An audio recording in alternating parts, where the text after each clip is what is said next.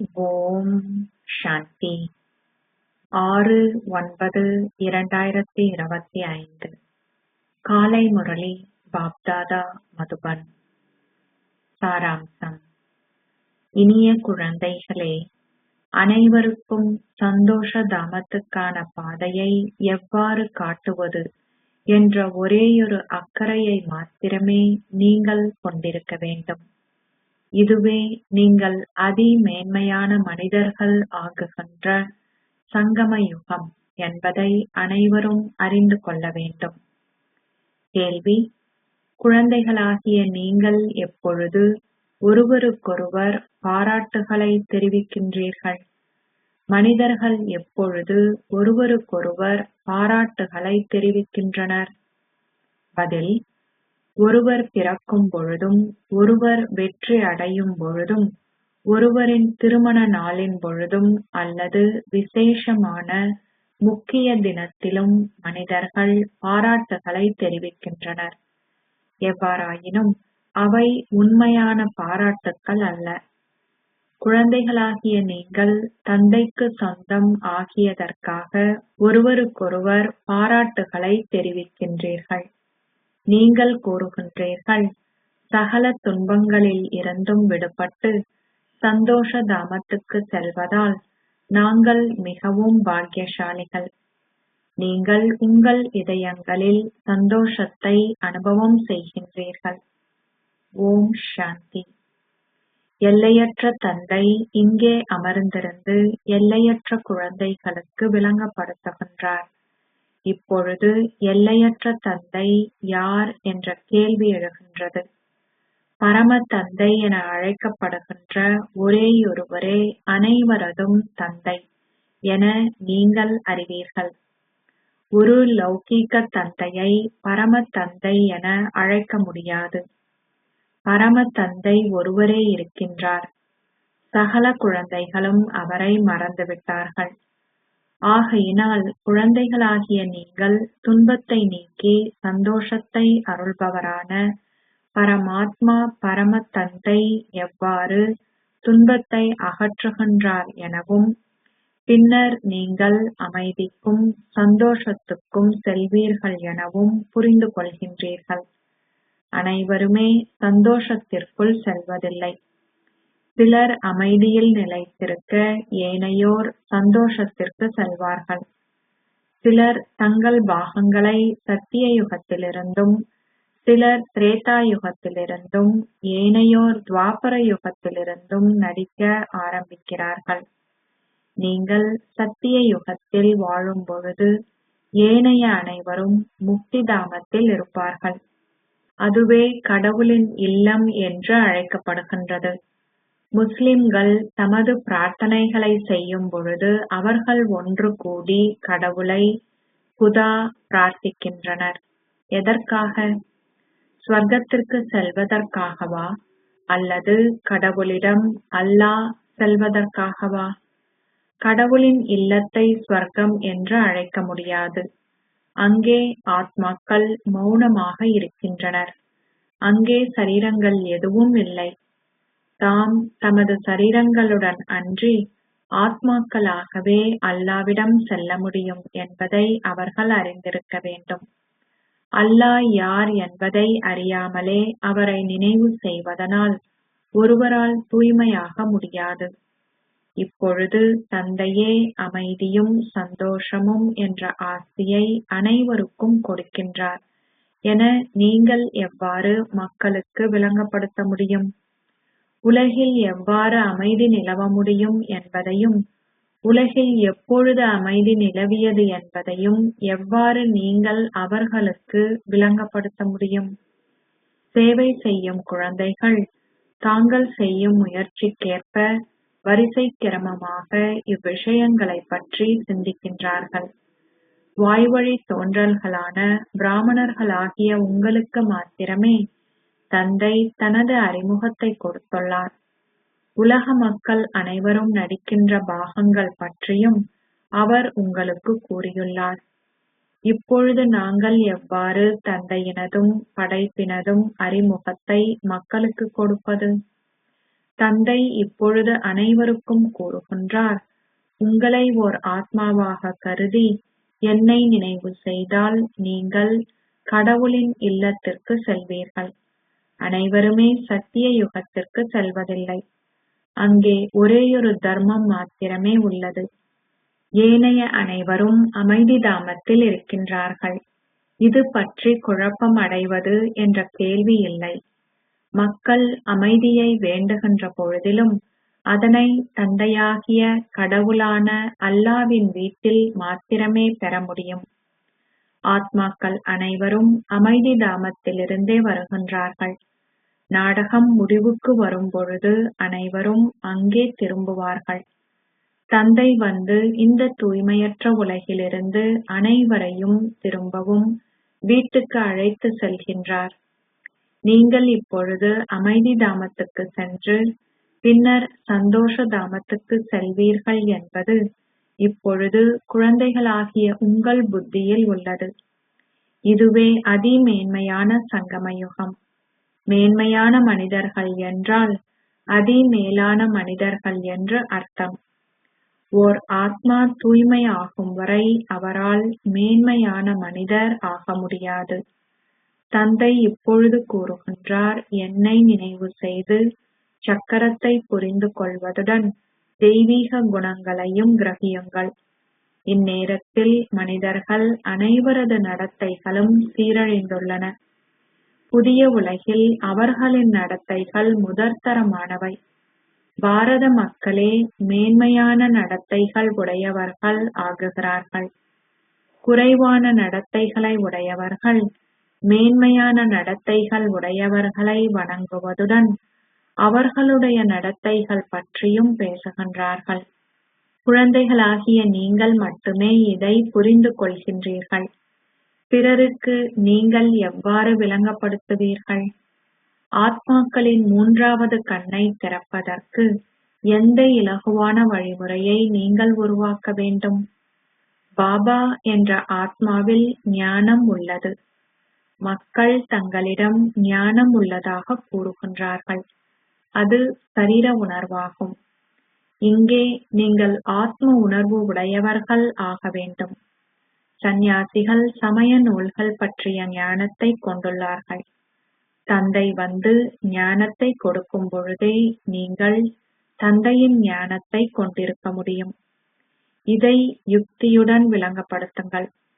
அந்த மக்கள் கிருஷ்ணரை கடவுளாக கருதுகின்றார்கள். அவர்களுக்கு கடவுளை தெரியாது. ரிஷிகளும் முனிவர்களும் தமக்கு தெரியாது என கூறிய போதிலும் மனிதர்கள் கடவுளாக இருக்க முடியாது என்பதை அவர்கள் புரிந்து கொண்டிருக்கிறார்கள். அசரீரியான தந்தை மாத்திரமே படைப்பவர். ஆனால் அவர் எவ்வாறு படைக்கின்றார்? அவரது பெயர், ரூபம், இருப்பிடம், நேரம் போன்றவை என்ன?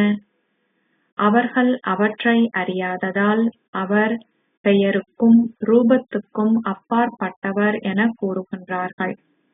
எதுவுமே பெயரும் ரூபமும் இல்லாதிருக்க முடியாது என்றும் அது சாத்தியமில்லை என்றும் உணர முடியாத அளவுக்கு அவர்கள் விவேகமற்றுள்ளார்கள். கடவுள் கற்களிலும் கூழாங்கற்களிலும் அல்லது மீனில் முதலையில் இருக்கின்றார் என அவர்கள் கூறுவதாயின் அதுவும் பெயரும் ரூபமுமே ஆகும். அவர்கள் சில நேரங்களில் ஒன்றையும் வேறொரு நேரத்தில் வேறொன்றையும் கூறுகின்றார்கள். மக்களுக்கு எவ்வாறு விளங்கப்படுத்துவது என குழந்தைகளாகிய நீங்கள் இரவு பகலாக அதிகளவு சிந்திக்க வேண்டும். நீங்கள் சாதாரண மனிதரிலிருந்து தேவர்கள் ஆகுகின்ற அதி மேன்மையான சங்கம யுகம் இதுவாகும். மனிதர்கள் தேவர்களின் விக்கிரகங்களை வணங்குகின்றார்கள். மனிதர்கள் மனிதர்களின் சிலைகளை வணங்குவதில்லை. மனிதர்கள் கடவுளை அல்லது தேவர்களையே வணங்க வேண்டும். முஸ்லிம்களும் அல்லாவை பிரார்த்திக்கின்றனர். அவர்கள் அல்லாவை நினைவு செய்கின்றார்கள். அவர்களால் அல்லாவை அடைய முடியாது என்பதை நீங்கள் அறிவீர்கள்.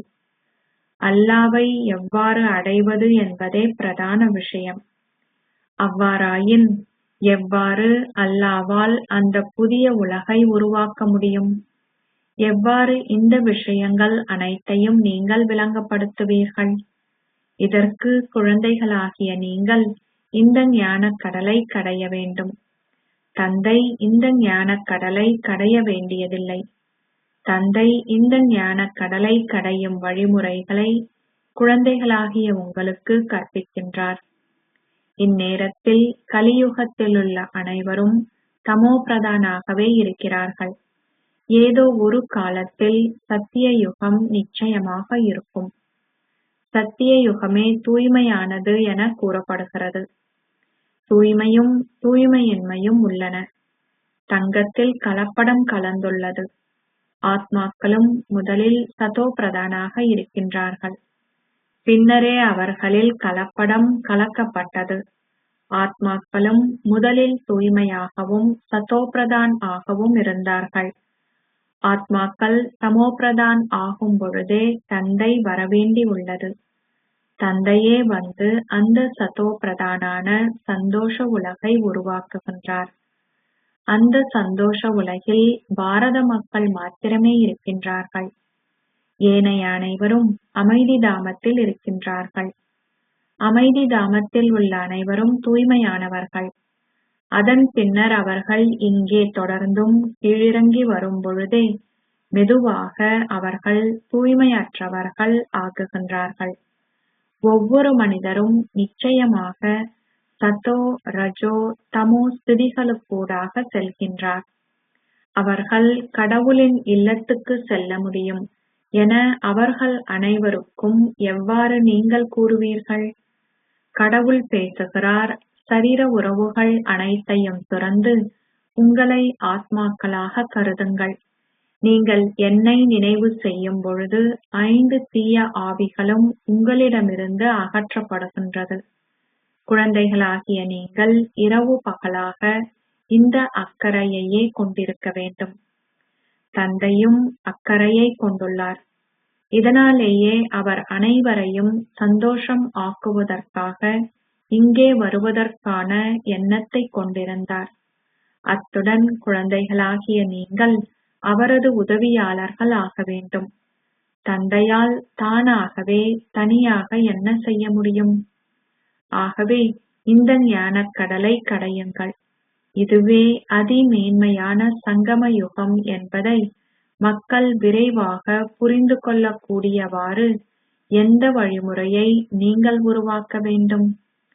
இந்நேரத்தில் மாத்திரமே மக்களால் அதிமேன்மையானவர்கள் ஆக முடியும். முதலில் அவர்கள் மேன்மையானவர்களாக இருக்கின்றார்கள். பின்னர் அவர்கள் வீழ்கின்றார்கள். அவர்கள் உடனடியாகவே வீழ்வதில்லை. அவர்கள் கீழே இறங்கிய உடனே தமோபிரதான் ஆகுவதில்லை. முதலில் அனைத்துமே சதோ பிரதானாக இருந்து பின்னர் சதோ ரஜோ தமோ ஸ்திதிகளினூடாக செல்கின்றது.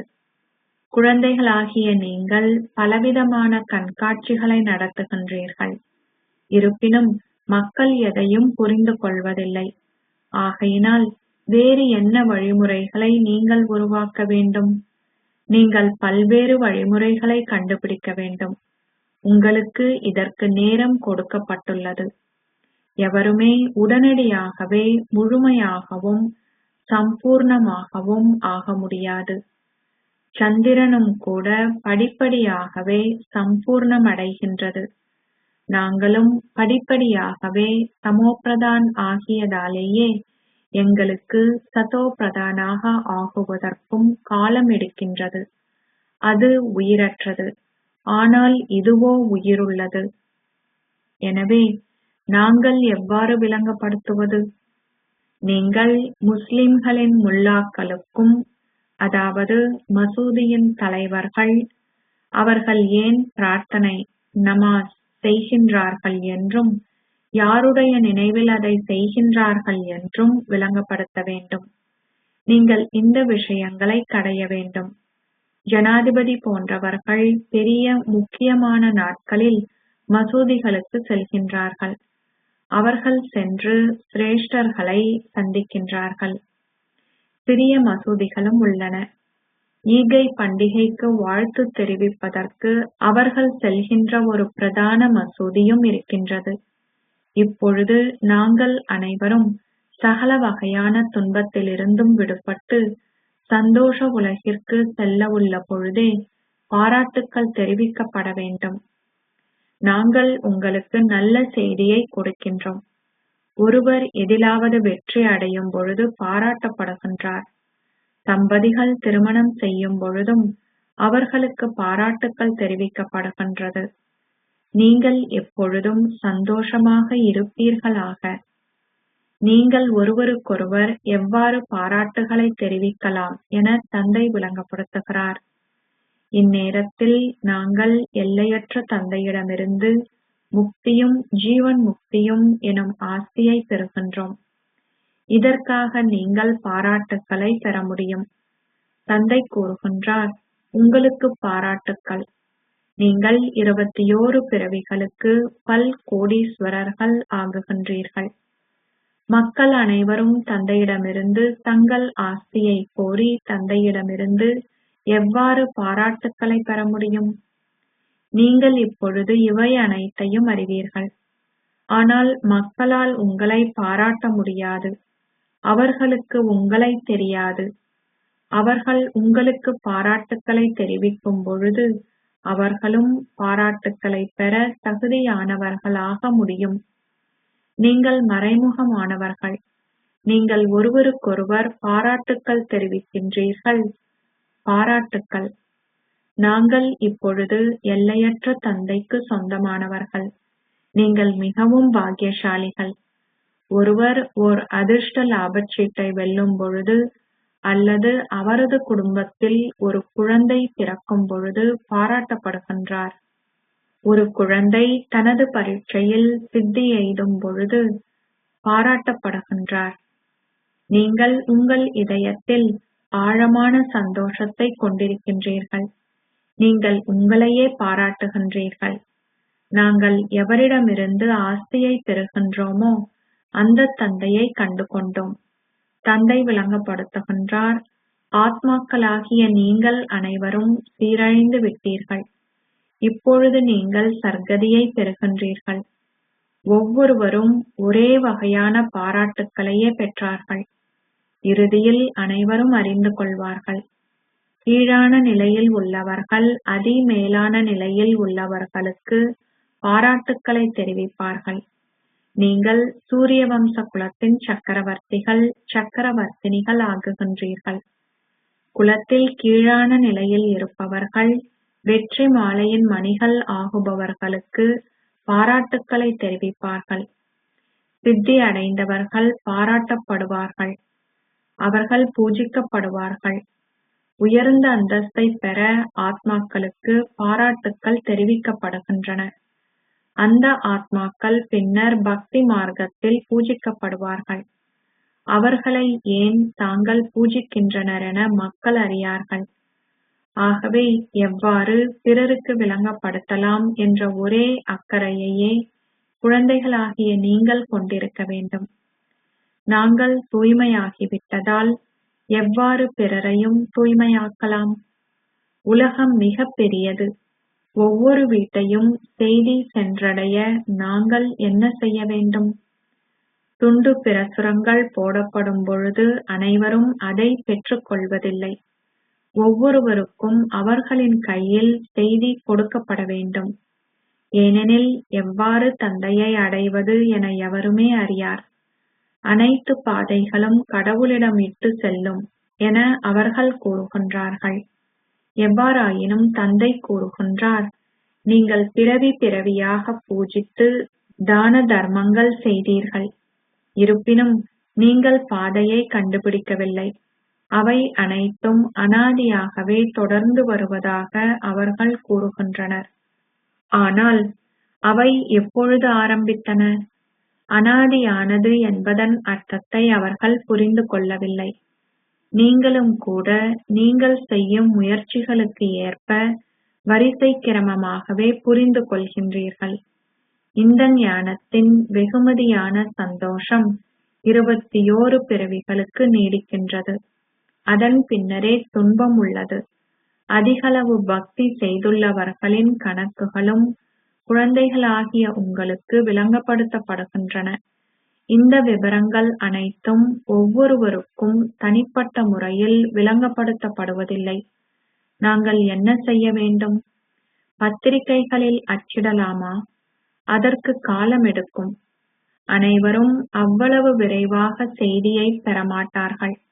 அனைவரும் முயற்சி செய்ய ஆரம்பித்தால் அப்பொழுது அவர்கள் அனைவரும் ஸ்வர்க்கத்திற்கு செல்வார்கள். அது அவ்வாறிருக்க முடியாது. நீங்கள் இப்பொழுது ஸ்வர்க்கத்திற்காக முயற்சி செய்கின்றீர்கள்.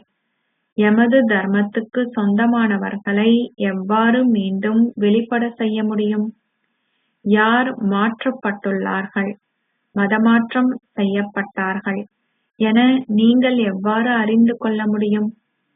இந்து சமயத்தில் நம்பிக்கை உள்ளவர்கள் ஆதியில் தேவ தர்மத்துக்கு உரியவர்கள். இதை எவருமே அறியவும் மாட்டார்கள். உறுதியான இந்துக்கள் தங்கள் ஆதி சனாதன தேவி தேவதா தர்மத்தில் நம்பிக்கை கொண்டிருப்பார்கள்.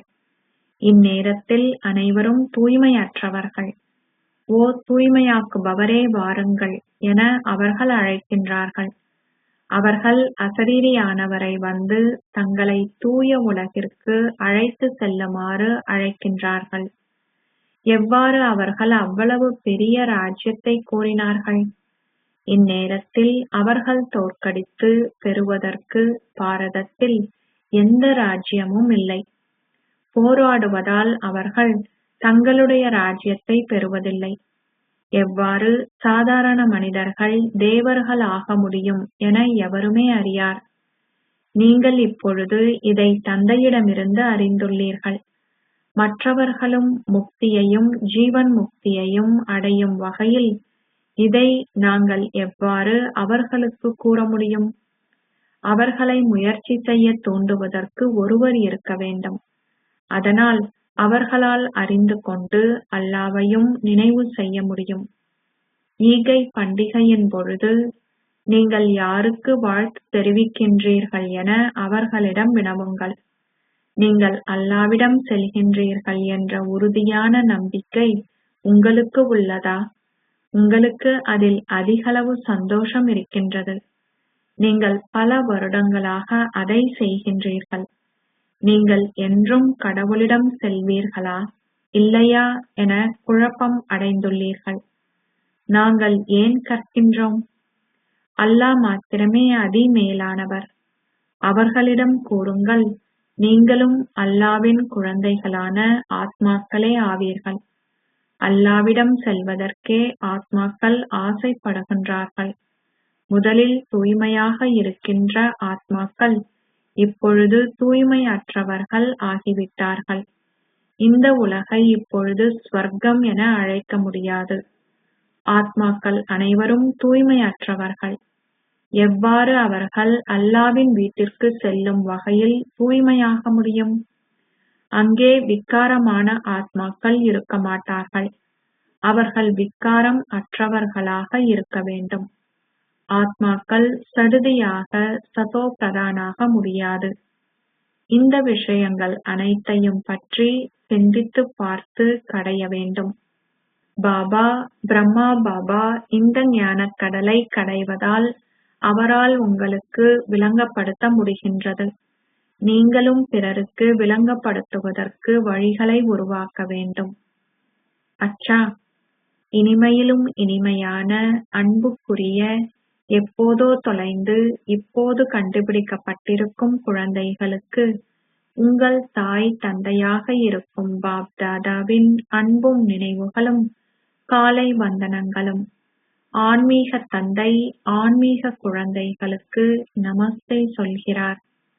ஆன்மீக குழந்தைகள் ஆன்மீக தந்தைக்கு நமஸ்தே சொல்கின்றனர். தாரணைக்கான சாராம்சம் 1. இங்கே வந்து குழந்தைகளை அவர்களின் துன்பத்திலிருந்து விடுவித்து அவர்களை சந்தோஷப்படுத்த வேண்டும் என்ற எண்ணம் தந்தைக்கு ஏற்பட்டது. அதேபோன்று நீங்கள் தந்தையின் உதவியாளர்கள் ஆக வேண்டும். அத்துடன் ஒவ்வொரு வீட்டிற்கும் செய்தி சென்று அடைவதற்கான வழிகளைப் பற்றியும் நீங்கள் சிந்திக்க வேண்டும். 2. அனைவரிடமிருந்தும் பாராட்டுகளைப் பெற வேண்டுமாயின் வெற்றி மாலையின் ஒரு மணி ஆகுவதற்கான முயற்சியைச் செய்யுங்கள். பூஜிக்கத் தகுதி வாய்ந்தவர் ஆகுங்கள். ஆசீர்வாதம். நீங்கள் கரன்ஹார் செய்பவர் மற்றும் கரவன்ஹார் செய்வதற்கு தூண்டுபவர் ஆக இருப்பதன் விழிப்புணர்வை கொண்டிருப்பதன் மூலம் ஒளி கிரீடத்தை அணிவீர்களாக. நான் ஒரு கருவி, ஒரு கர்மயோகி, கரன்ஹார் செய்பவர். தந்தையே கரவன்ஹார் செய்யத் தூண்டுபவர் ஆவார். இந்த இயல்பான விழிப்புணர்வு உங்களுக்கு இருக்கும்போது நீங்கள் சதா ஒளி கிரீடத்தை கொண்டிருப்பதுடன் ஒரு கவலையற்ற சக்கரவர்த்தியாகவும் ஆகுவீர்கள். தந்தையும் நானும் மட்டுமே, மூன்றாவது நபர் கிடையாது. இதை இலகுவாக அனுபவம் செய்யும்போது அது உங்களை ஒரு கவலையற்ற சக்கரவர்த்தி ஆக்கும். இத்தகைய சக்கரவர்த்திகள் ஆகுபவர்கள் மாயையை வென்றவர்களாகவும் தமது பௌதீக புலன்களை வென்றவர்களாகவும் ஜடப்பொருளை வென்றவர்களாகவும் ஆகுவார்கள். எவ்வாறாயினும் தவறுதலாகவேனும் ஒருவர் வீணான உணர்வுகள் மற்றும் நோக்கங்களின் சுமையை தனக்குள் வைத்துக் கொண்டால் ஒரு கிரீடத்திற்கு பதிலாக தனது தலையில் கவலைகளின் பல கூடைகளை வைத்திருப்பார். ஸ்லோகம். சகல பந்தனங்களிலிருந்தும் விடுபடுவதற்கு சரீர உறவுகளின் மீதுள்ள பற்றுகள் அனைத்தையும் அழித்தவர் ஆகுங்கள். அவ்யக்த சமிக்கை. இப்போது அன்பெனும் அக்கினியை ஏற்றி உங்களின் யோகத்தை எரிமலை ஆக்குங்கள். உங்களின் எண்ணங்கள் அனைத்தும் மௌனமாகி பாபாவும் நானும் என்ற ஒரேயொரு எண்ணம் மட்டும் இருக்கும்போது உங்களின் யோகம் சக்தி வாய்ந்தது ஆகிவிடும். தந்தையை சந்திக்கும் அனுபவத்தை தவிர வேறு எண்ணங்கள் அனைத்தும் மறைந்துவிடும். அப்போது மட்டுமே உங்களின் நினைவானது அக்கினியைப் போல் சக்தி வாய்ந்தது என்று உங்களால் சொல்ல முடியும். அதன் மூலமே மாற்றம் இடம்பெற முடியும். ஓம் சாந்தி.